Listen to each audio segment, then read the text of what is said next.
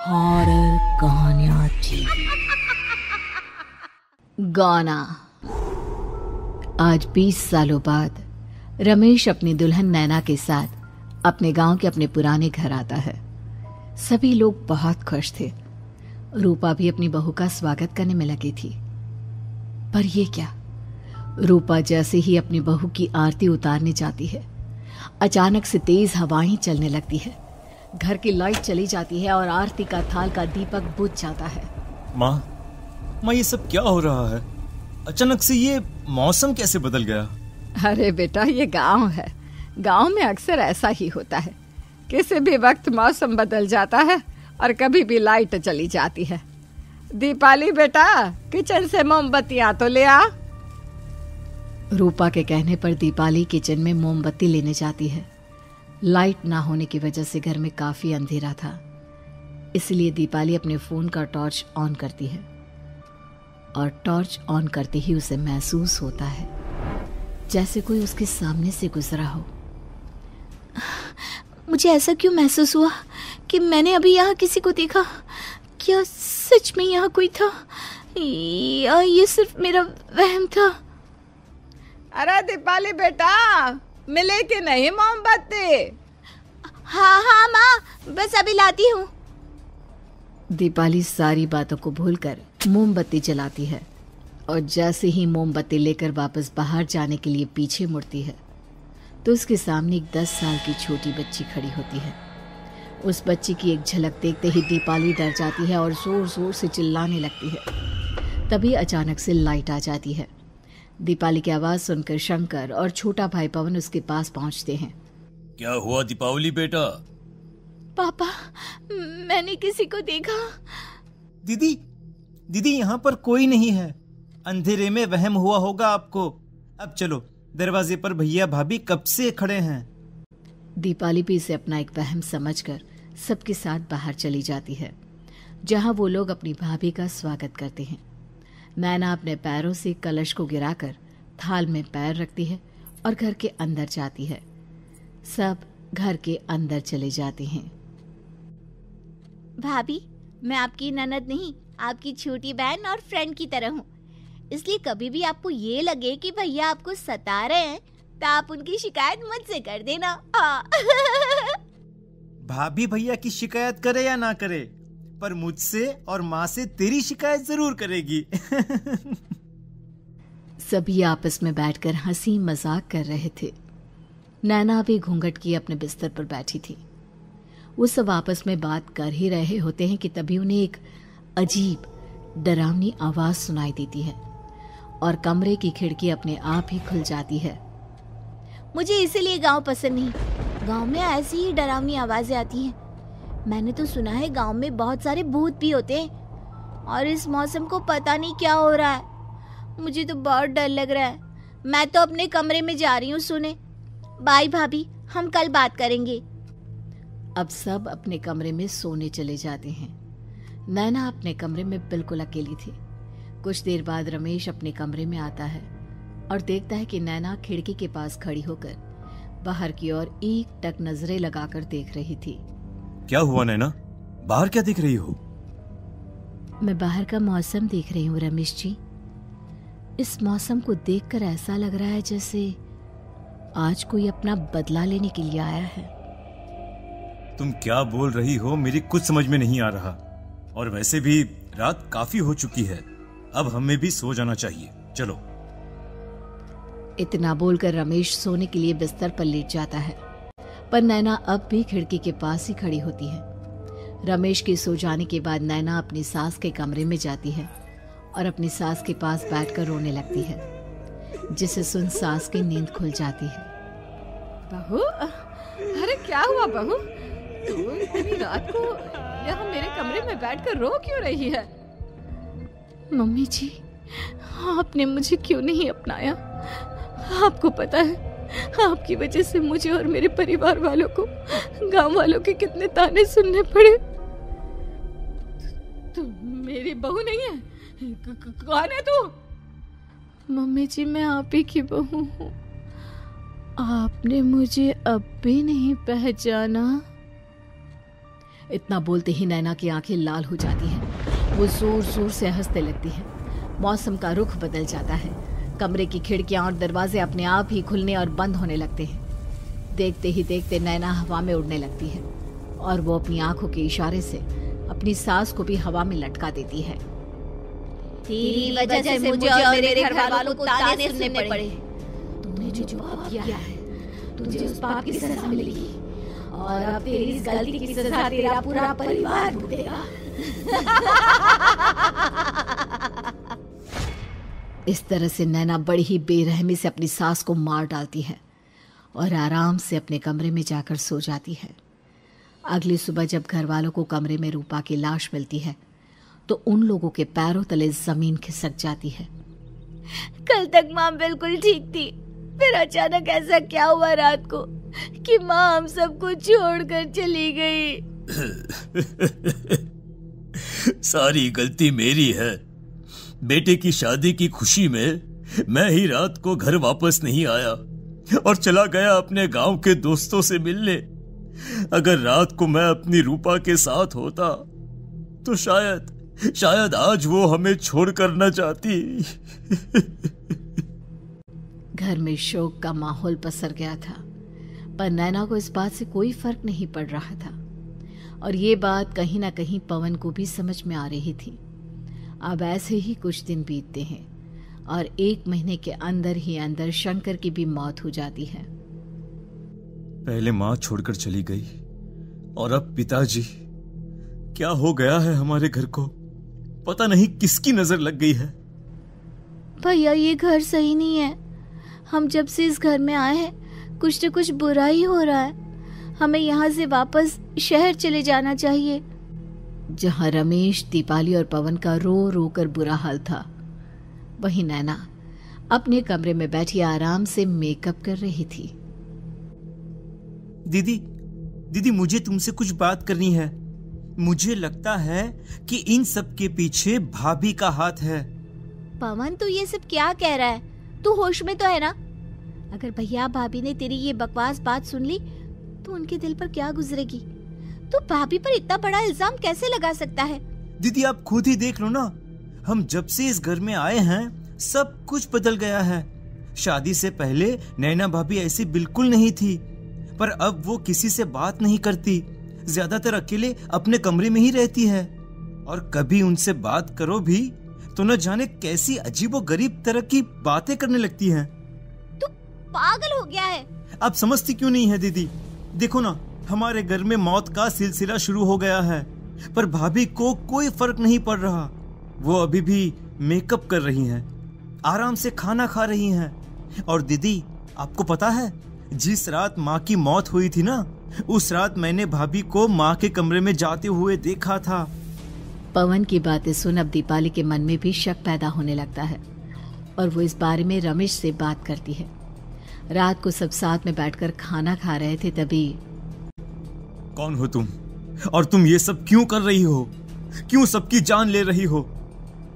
रमेश जी, ये आप क्या कह रहे हैं? मैं भला मम्मी जी पापा जी की जान क्यों लूंगी?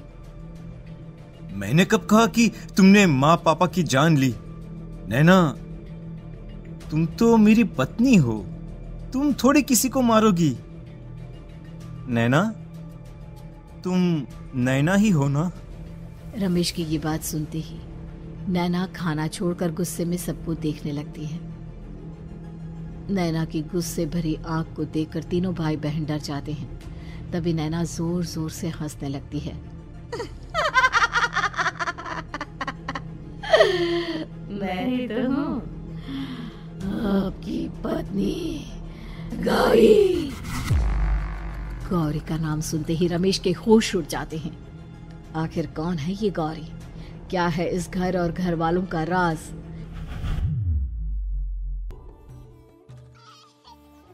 हमारे दोनों बच्चे एक साथ कितने अच्छे लग रहे हैं ना? हाँ, कितने अच्छे दोस्त हैं दोनों। बस बड़े होने के बाद भी इनकी ये दोस्ती बनी रहे तो बच्चे कितने खुश रहेंगे।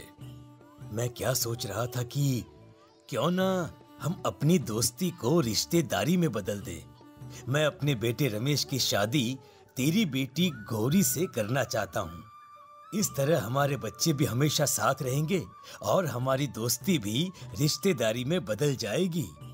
शंकर की इस बात से उसके दोस्त को बहुत अच्छा लगता है और वो अपनी बेटी की शादी रमेश से करवाने के लिए तैयार हो जाता है। बहुत जल्द दोनों परिवार मिलकर बचपन में ही रमेश और गौरी की शादी करा देते हैं। अरे शंकर, अपने बच्चों की शादी करवा कर हमने अपनी दोस्ती को रिश्तेदारी में बदल तो लिया, पर मैं चाहता हूं कि अपनी गौरी का गौना 2 साल बाद करूं, ताकि वो थोड़ी समझदार हो जाए।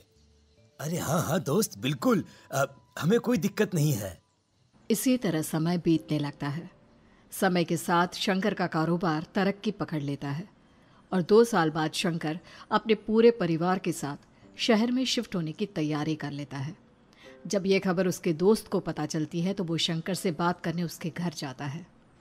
शंकर, 2 साल पूरे हो चुके हैं और अब तू शहर भी जाने वाला है।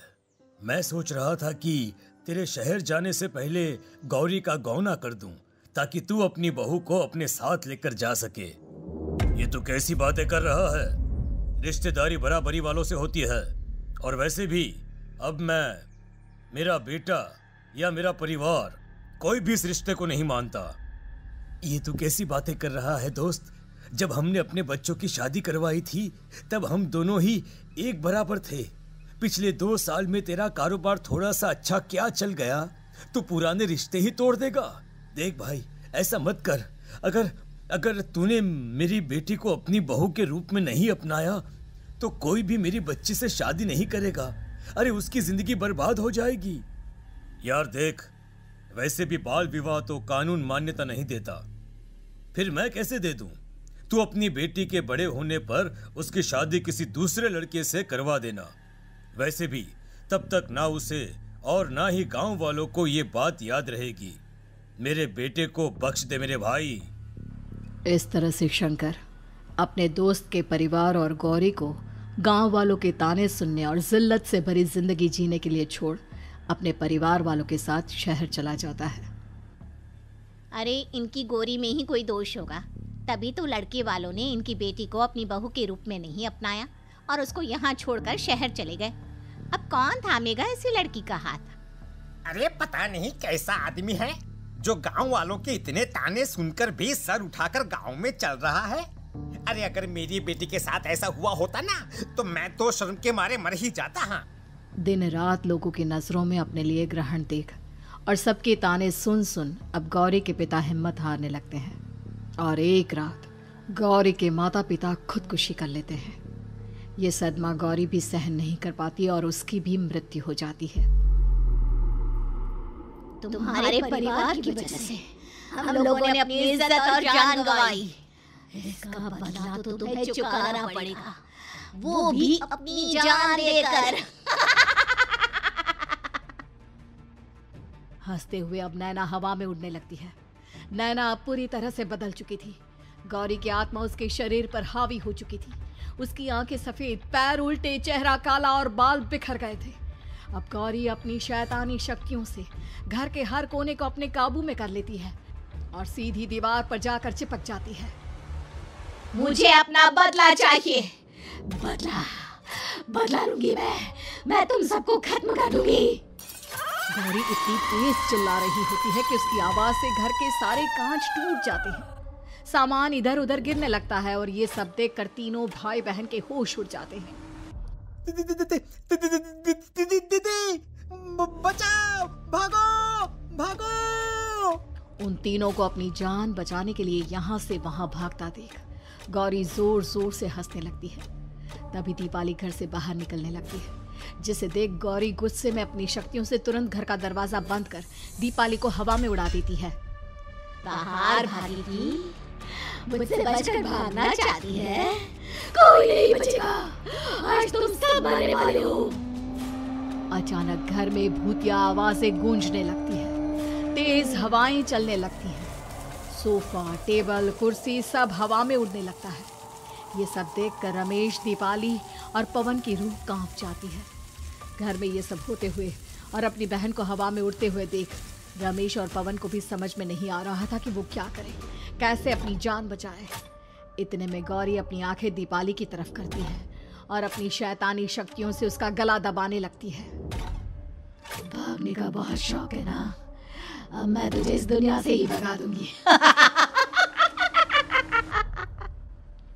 इतना बोलकर गौरी दीपाली को उठाकर फेंक देती है और दीपाली दीवार से टकराकर नीचे गिर जाती है। दीपाली के पूरे शरीर में चोट के निशान होते हैं और वो उठ भी नहीं पाती। दोनों भाई भागते हुए अपनी बहन के पास जाते हैं। ये तो बस शुरुआत है, मैं तुम तीनों को तड़पा कर मारूंगी। अरे अरे, पर हमने क्या किया है? हम तीनों भाई बहन तो निर्दोष हैं। गलती तो हमारे माता पिता ने की थी और उन्हें तुम पहले ही मार चुकी हो, फिर हमारे पीछे क्यों पड़ी हो? पवन के इतना बोलते ही गौरी एक हवा के झोंके की तरह उसके पास आती है और उसका गला पकड़कर उसे हवा में उठा देती है और रमेश को गुस्से भरी नजरों से देखती है। गलती मेरे परिवार की नहीं थी, पर सबको बोलना पड़ा। मैं किसी को नहीं छोड़ूंगी। गौरी पवन को हवा में उछाल देती है, जिस पर कमरे की छत से टकराकर जमीन पर आकर वो गिरता है। उसके सर और शरीर पर जगह जगह चोट लग जाती है और खून बहने लगता है, जिसे देख अब रमेश से चुप नहीं रहा जाता। गौरी, तुम्हारा गुनहगार मैं हूँ। तुम्हारी शादी मुझसे हुई थी। अगर तुम्हें बदला चाहिए तो मुझसे लो। मेरे भाई बहन को छोड़ दो। तुम मुझे मार दो। मरना तो सबको पड़ेगा। अरे पर इसमें उन दोनों की कोई गलती नहीं है। प्लीज, मैं मानता हूँ कि तुम और तुम्हारे परिवार के साथ जो कुछ भी हुआ वो गलत था, पर गौरी, मैं प्लीज मेरे भाई बहन को छोड़ दो। उन्हें तो इस बात के बारे में कुछ भी पता नहीं है। उनका इस सबसे कोई लेना देना नहीं है। तुम और तुम्हारा परिवार यही चाहता था ना कि मैं तुम्हें अपना लूं। उस समय मैं बच्चा था, मेरे पास इतनी समझ नहीं थी, पर आज मैं तुम्हें तुम्हारे इसी रूप में अपनाता हूं। मेरे साथ जो करना है कर लो, बस मेरे भाई बहन की जान बख्श दो उनकी जान। रमेश की ये बात सुनकर गौरी का गुस्सा थोड़ा शांत होता है। ठीक है, मैं तुम्हारे भाई बहन को नहीं मारूंगी, पर तुम्हें मरना होगा और तुम्हारी आत्मा को मेरे साथ शादी करनी होगी। मुझे मंजूर है। अब रमेश गौरी के साथ छत पर जाता है और छत से नीचे को जाता है। रमेश के मरते ही गौरी उसकी आत्मा को अपने साथ ले जाती है और इस तरह से रमेश खुद मरकर अपने भाई बहन को बचा लेता है।